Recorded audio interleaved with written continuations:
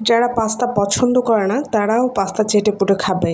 এই রেসিপিটা একবার হলেও ট্রাই করবেন, অনেক অনেক মজার। যারা মিষ্টি লাভার তারা অবশ্যই পছন্দ করবেন নিঃসন্দেহে। হ্যালো ভিউয়ার্স, আসসালামু আলাইকুম। চলে আসলাম আলাদা ছোটো একটি ভিডিও নিয়ে। প্রথমবারের মতো পাস্তা প্রেমে পড়ে গিয়েছি। আমি এই রেসিপিটা ফার্স্ট ট্রাই করলাম। তো এখানে পাস্তা সিদ্ধ করে নিয়েছি, পাশের চুলাইটা ডিম পোচ করে নিয়েছি। আপনারা চাইলে ডিম একটার জায়গায় দুইটাও ইউজ করতে পারেন, যেহেতু আমি প্রথমবার ট্রাই করলাম এজন্য একটাই ইউজ করেছি। তো এখানে আমি এই তো পোচ করা ডিমটা নিয়ে নিয়েছি, সাথে কিছু কাঁচামরিচ নিয়েছি 4-5টার মতো, গুঁড়ো দুধ, টমেটো সস, সাথে পরিমাণ মতো চিনি, আর সাথে ছিল সয়া সস। আপনারা চাইলে গোলমরিচটা অ্যাড করতে পারেন। আমার যেহেতু ছোটো বাচ্চা খাবে যার কারণে আমি আর কোনো কিছু অ্যাড করিনি। তারপরে সামান্য পরিমাণে সয়াবিন তেল নিয়ে আমি এটা ব্লেন্ড করে নিয়েছি। এই তো এদিকে একটু পেঁয়াজটা লাল করে ভেজে নিব। তারপরে এই তো ব্লেন্ড করে রাখা সেই মেয়োনেজটা দিয়ে দিব। আর এটা দেওয়ার পর কিছুটা সময় জাল দিয়ে আমি এখানে পানির বদলে লিকুইড দিতে ইউজ করেছিলাম ব্লেন্ড করার সময়, যেহেতু এটা একটু নরম না হলে হবে না।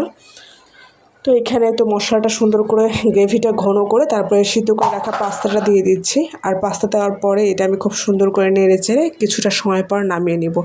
একটা জিনিস মিস্টেক করে ফেলেছি, এখানে পাস্তার মশলা যেটা ছিল সেটা দিতে ভুলে গিয়েছি। আপনারা চাইলে মশলাটা অ্যাড করতে পারেন। যাই হোক, এই যে রেস্টুরেন্টের সাদা পাস্তাগুলো, হোয়াইট পাস্তা যেটা সস দিয়ে তৈরি করে, ঠিক সেই স্বাদেরই। আগে আমি এই জিনিসটা খেতে মোটেও পছন্দ করতাম না, যেহেতু মিষ্টি মিষ্টি স্বাদ লাগতো। তো আমার কাছে কালকে বেশ ভালো লেগেছে। আমার বাচ্চাও খেয়েছে মোটামুটি, মাশাল্লাহ। সবাই ওর জন্য দোয়া করবেন, আর আপনারা অবশ্যই একবার হলেও ট্রাই করবেন। তারপরে তো মা ছেলে রেডি হয়ে একটু নিচে চলে যাচ্ছিলাম, আর সে বাইরে বের হওয়ার সময় হইলে সে ব্যস্ত হয়ে যায়। তো হঠাৎ করে মনে হচ্ছিল একটু নাকফুলটা চেঞ্জ করব। অনেক দিন হলো ডায়মন্ডের নাকফুলটা নাকে তো কালো হয়ে যাচ্ছিলো। আমার গায়ের স্বর্ণ খুব দ্রুত কালো হয়। তো এলাকায় একটা বিশেষত স্বর্ণকারের দোকান ছিল, অনেক দিন যাবতই হচ্ছে আমি এখানে লেনদেন করি। আলহামদুলিল্লাহ খুব ভালো জিনিসগুলো তাদের, কিন্তু দুঃখের বিষয় আমরা মধ্যবিত্ত, তো যার কারণে আমাদের স্বর্ণ পরার সে সুযোগটা নাই। এখন স্বর্ণের ভরি চলছে 1,56,000, চিন্তা করা যায়। যাই হোক, সেখান থেকে ঘুরে আসি, আমার হচ্ছে যে স্বর্ণ নেওয়া হয়নি।